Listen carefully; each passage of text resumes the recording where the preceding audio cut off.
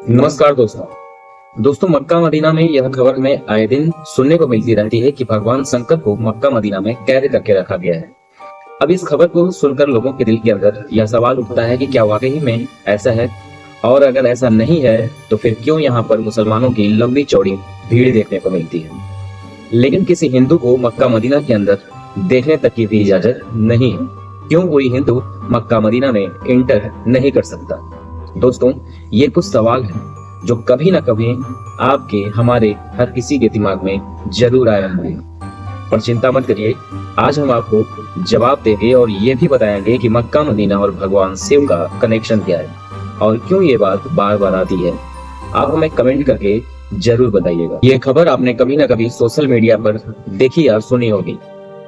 मुसलमान जिसको अपनी पवित्र जगह मानते हैं काबा, वहाँ पे शिवलिंग मौजूद है, और मुसलमान जिस जगह पर पत्थर मारते हैं वो जगह कुछ और नहीं, भगवान शिवलिंग है, जिन्हें सऊदी के लोगों ने कैद करके रखा है, वो भी कई सालों से। और उन्हें लगता है कि कोई भी हिंदू वहां जाकर शिवलिंग के ऊपर अगर पानी चढ़ाता है तो शिव जी आजाद हो जाएंगे। इसलिए किसी भी हिंदू को मक्का मदीना नहीं जाने दिया जाता। दोस्तों, बहुत हिला देने वाली बात यह है, लेकिन इस बात में कितनी सच्चाई है ये आपको हमारी वीडियो के लास्ट में पता चलने वाला है।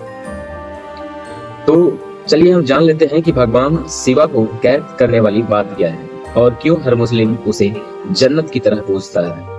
दोस्तों, मक्का मदीना सऊदी में मौजूद है, जो पूरी तरह इस्लामिक देश है और जहां हिंदुओं को जल्दी से एंट्री नहीं मिलती है, और अगर कोई हिंदू वहां चला भी जाए तो उसे सऊदी अरब में दफनाने की जगह भी नहीं दी जाती। यहाँ पर पेट्रोलियम बहुत ही ज्यादा मात्रा में पाया जाता है, इसलिए यह दुनिया के विकसित देश में भी शामिल है। सऊदी अरब की राजधानी रियाद है और यहाँ की मुद्रा रियाल है, लेकिन यहाँ की राजधानी से भी मशहूर दो शहर है, मक्का मदीना, और यह शहर सऊदी में रहने वाले मुसलमान के लिए ही नहीं बल्कि पूरी दुनिया के मुसलमान के लिए पवित्र जगह मानी जाती है। और यहाँ हर साल लाखों की संख्या में मुसलमान आते हैं और मुसलमान के लिए ये स्थान तीर्थ के जैसा है। जैसे हिंदुओं में चार धाम की यात्रा तीर्थ स्थान है, और वैसे ही मक्का और मदीना मुसलमान के लिए तीर्थ स्थान माना जाता है।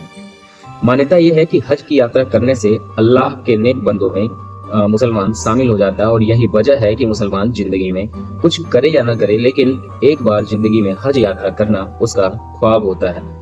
इसमें एक बात और खास होती है कि मुसलमान दुनिया में कहीं भी नमाज पढ़े, लेकिन उसका जो मुंह होता है वो काबा की तरफ होता है। जैसे कि भारत में रहने वाले लोग पश्चिम की ओर मुंह करके नमाज अदा करते हैं। काबा भारत के पश्चिम दिशा में है, और काबा की तरफ मुंह करके झूठ बोलना भी उन लोग के कुरानों में पाप होता है, ऐसा माना जाता है। जब मुस्लिम हज के लिए जाते हैं तो मुस्लिम काबा के चारों ओर चक्कर लगाता है। मदीना एक वो जगह है जहां पैगंबर मोहम्मद की कब्र बनी हुई है। और दोस्तों, आपने मक्का मदीना के बारे में काफी कुछ जान लिया, लेकिन सोशल मीडिया पर इस खबर का सच जानना भी बहुत जरूरी है, वरना कई सालों से इस पर लोग विश्वास कर रहे हैं और आगे भी करते रहेंगे। लेकिन दोस्तों, घबराने की कोई जरूरत नहीं है, यह न्यूज बिल्कुल गलत है।